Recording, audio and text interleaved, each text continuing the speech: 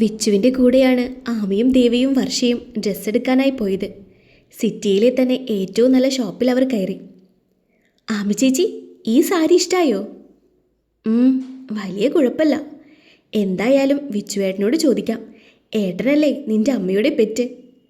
അവർ രണ്ടുപേരും കൂടി ചോദിക്കാനായി നടന്നു. ഇടയ്ക്ക് ആമിയൊന്ന് തിരിഞ്ഞു നോക്കി. ദേവി അവിടെ സാരികൾ ഓരോന്നായി തിരഞ്ഞു നോക്കുകയാണ്.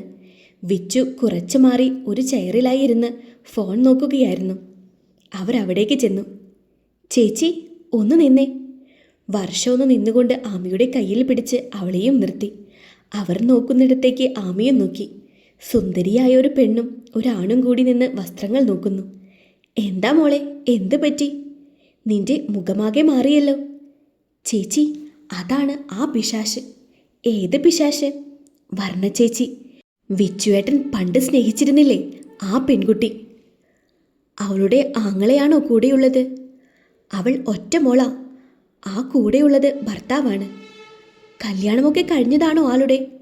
അതെ, ഏട്ടൻ ബാംഗ്ലൂർ പോയിരുന്ന സമയത്ത് ഈ അലവലാതി കെട്ടാൻ പോകുന്ന ചെക്കനെയും കൂട്ടി വന്നിരുന്നു വീട്ടിൽ. ഞാനും അമ്മയും ആ കാര്യമൊന്നും പറഞ്ഞില്ല, കല്യാണക്കത്തും കാണിച്ചില്ല. അവൾ ഏട്ടനെ കണ്ടാൽ തീർച്ചയായും ഏട്ടൻ്റെ അടുത്തേക്ക് ചെല്ലും. ദുഷ്ടത്തിയാണ്. മനഃപൂർവ്വം ഏട്ടനെ വേദനിപ്പിക്കാനായി അവൾ എന്തെങ്കിലുമൊക്കെ പറയും. അവൾ ഏട്ടനെ കാണുന്നതിന് മുന്നേ നമുക്ക് ഇവിടെ നിന്ന് പോകാം, വേറെ എവിടെയെങ്കിലും പോയി ഡ്രസ്സ് എടുക്കാം. ആമി എന്തോ ആലോചിച്ച് നിന്ന് കുറച്ചു നേരം. എന്നിട്ട് അവളൊന്ന് ചിരിച്ചു. ചേച്ചി എന്താ ചിരിച്ചു കൊണ്ടിരിക്കുന്നത്? വാ ചേച്ചി, നമുക്ക് വേഗം ഏട്ടനെ വിളിച്ചിട്ട് പോകാം. തൽക്കാലം നമ്മൾ പോകുന്നില്ല. പോകുന്നില്ലേ? ചേച്ചി എന്താ ഈ പറയുന്നത്? വിച്ചുവേട്ടനെ കണ്ടാൽ ആ പെണ്ണ് എന്തെങ്കിലുമൊക്കെ പറയുമെന്ന് നിനക്ക് ഉറപ്പല്ലേ? പിന്നെ 100% ഉറപ്പാണ്. എന്നാൽ അവൾ വിച്ചുവേട്ടനെ കാണണം എന്നാണ് ഞാൻ പറയുന്നത്. അതെന്താ? ആ നിൽക്കുന്ന പെണ്ണ് ആരാണെന്ന് നിനക്കറിയോ? അറിയോന്നോ? പിശാശ്, താടക, പൂതന. ചേ, അല്ല, മാലാകക്കുഞ്ഞ്, അല്ലെങ്കിൽ ദേവദൂത. ചേച്ചിക്കെന്താ വട്ടായോ? നിനക്കെന്നെ വിശ്വാസമല്ലേ വർഷ? പറ. ചേച്ചിയെ എനിക്ക് നല്ല വിശ്വാസമാണ്. പക്ഷേ ആ നിൽക്കുന്ന സാധനം ചേച്ചി വിചാരിക്കുന്നത് പോലെയല്ല. വർഷ നിസ്സഹായതയോടെ പറഞ്ഞു. അതിനിടയ്ക്കും അവൾ നോക്കുന്നുണ്ടായിരുന്നു വിച്ചുവിനെ എങ്ങാനും വർണ്ണ കണ്ടോ എന്ന്. എന്നാൽ നീ ഇനി വേറൊന്നും ചിന്തിക്കണ്ട. ഞാൻ പറഞ്ഞതുപോലെ ചെയ്താൽ മതി. എന്താ? നീ വർണ്ണ നിൽക്കുന്നതിൻ്റെ അടുത്ത് പോയി നിന്ന് അവിടെ ഡ്രസ്സ് നോക്കണം. അപ്പോൾ അവരെന്നെ കാണില്ലേ? കാണും. എന്നിട്ട് അവിടെ നിന്ന് വിച്ചുവേട്ടനോട് ഇത് ഇഷ്ടായോ എന്ന് ചോദിക്കണം. അപ്പോൾ വർണ്ണ ചേച്ചി ഏട്ടനെയും കാണില്ലേ? കാണുമല്ലോ, കാണണമല്ലോ. അതിനു വേണ്ടിയാണല്ലോ ഞാൻ ഇതെല്ലാം പറഞ്ഞു വരുന്നത്. എന്നെ വിശ്വസിക്കേ. എൻ്റെ മനസ്സിൽ കുറച്ച് കാര്യങ്ങളുണ്ട്. അത് നടന്നാൽ ദേവിയുടെയും വിച്ചുവിൻ്റെയും ബന്ധം ഒന്നുകൂടി ബലപ്പെടും. അത് കേട്ടപ്പോൾ വർഷയ്ക്ക് ഉത്സാഹമായി. അവൾ വേഗം വർണ്ണയുടെ അടുത്തേക്ക് ചെന്ന് നിന്നു. ആമി ആ സമയം ദേവിയുടെ അടുത്തേക്ക് പോയി. ദേവി, ഈ സാരി നിനക്ക് ഇഷ്ടായോ? കൊള്ളാം, ഇതെടുക്കാമല്ലേ? പിന്നെ ഇതും എനിക്ക് ഇഷ്ടായി. ഇതും കൂടി എടുക്കാലോ നമുക്ക്. നമുക്കിഷ്ടായിട്ട് കാര്യമില്ല, വിച്ചുവേട്ടനോട് ചോദിക്കണം. ആൾക്കാണ് ലതാമ്മയുടെ ഇഷ്ടത്തെക്കുറിച്ച് ശരിക്കും അറിയാവുന്നത്. എന്നാ വാ, നമുക്ക് ചോദിച്ചിട്ട് വരാം. രണ്ടുപേരും വിച്ചുവിനടുത്തേക്ക് നടന്നു. ഇതേ സമയം വർണ്ണയ്ക്കടുത്ത് നിന്ന് ഡ്രസ്സുകൾ നോക്കുകയായിരുന്നു വർഷ. അവൾ അടുത്ത് വന്ന് നിന്നിട്ടും വർണ്ണ അത് ശ്രദ്ധിച്ചില്ല. ഒടുവിൽ വർഷ തരക്കേടില്ലാത്തൊരു ഡ്രസ്സ് എടുത്ത് കയ്യിൽ പിടിച്ച് തിരിഞ്ഞു നിന്ന് വിച്ചുവിനെ വിളിച്ചു. വിച്ചുവേട്ടാ, ഒന്നിങ്ങ് വന്നേ, ഇതൊന്ന് നോക്കിക്കേ.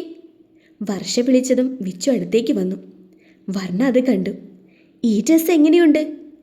സാരി മാറ്റി ഇപ്പോൾ നീ അമ്മയ്ക്ക് ജീൻസും ടോപ്പും ആണോ നോക്കുന്നത്? ഇത് അമ്മയ്ക്കല്ല, ദേവി ചേച്ചിക്കാ. ഇഷ്ടായോ? ഇത് വലിയ കുഴപ്പമില്ല.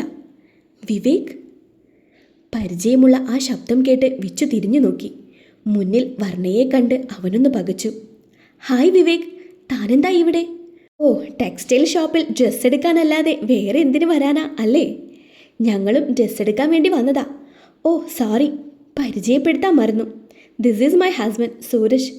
ഇത് വിവേക്, ഞാൻ പറഞ്ഞിട്ടില്ലേ? വിവേക്, ഞാനും എൻ്റെ അച്ഛനും പറഞ്ഞ എല്ലാ കണ്ടീഷൻസും അംഗീകരിച്ച് എന്നെ വിവാഹം കഴിച്ച ആളാണിത്. സൂരജ് എന്ന് പരിചയപ്പെടുത്തിയ ചെറുപ്പക്കാരൻ്റെ കൈയിനിടയിലൂടെ തൻ്റെ കൈ ചേർത്ത് വെച്ച് കൊഞ്ചിക്കുഴഞ്ഞുകൊണ്ട് വർണ്ണ പറഞ്ഞു. വർണ്ണയെ കണ്ടപ്പോൾ ഒന്ന് പകച്ചെങ്കിലും വലിയ സങ്കടമൊന്നും മനസ്സിൽ തോന്നിയില്ല. പക്ഷേ തന്നെ കുറ്റപ്പെടുന്നത് പോലെ അവൾ സംസാരിക്കുന്നത് കേട്ടപ്പോൾ അവന് ചെറിയ വിഷമം തോന്നി. ദേവിയും മാമിയും കുറച്ച് നീങ്ങി നിന്ന് ഇതെല്ലാം കാണുന്നുണ്ടായിരുന്നു. ദേവി, കണ്ടില്ലേ ആ പെണ്ണ് വിച്ചുവേട്ടനെ സങ്കടപ്പെടുത്തുന്നത്? ആരാ ആമി ആ പെണ്ണ്, നിനക്കറിയോ? അതാണ് വർണ്ണ, വിച്ചുവേട്ടൻ പണ്ട് സ്നേഹിച്ചിരുന്ന പെണ്ണ്. ഓ വർണ്ണ അല്ലേ? അന്ന് വിച്ചുവേട്ടൻ പറഞ്ഞിരുന്നു ഈ കുട്ടിയുടെ കല്യാണം കഴിഞ്ഞ കാര്യമൊക്കെ. നോക്കിക്കേ, അവൾ എല്ലാ രീതിയിലും ജയിച്ചത് കൊണ്ട് അഹങ്കരിച്ചു നിൽക്കുകയാണ്. പാവം വിച്ചുവേട്ടൻ, നല്ല സങ്കടമുണ്ട്. പിടിച്ചു നിൽക്കുകയായിരിക്കും അല്ലേടി? ശരിയാ, ആളുടെ മുഖം എല്ലാം മാറിയിട്ടുണ്ട്. നീ വിചാരിച്ചാൽ ഇപ്പോൾ ഏട്ടൻ്റെ മോളുടെ മുന്നിൽ ജയിച്ചു നിൽക്കാം. ഞാൻ വിചാരിച്ചാലോ? ഞാനെന്ത് ചെയ്യാനാ? അന്ന് ഇതുപോലെ അമ്പിയേട്ടൻ്റെ മുന്നിൽ നീ വിഷമിച്ച് നിന്നപ്പോൾ വിച്ചുവേട്ടൻ സഹായിച്ചില്ലേ? അതുപോലെ നീയും തിരിച്ച് സഹായിക്കണം. ഏട്ടൻ കല്യാണം കഴിക്കാൻ പോകുന്ന പെണ്ണാണ് നീയെന്ന് പറഞ്ഞ് നീയും അവരുടെ മുന്നിൽ സംസാരിക്കണം.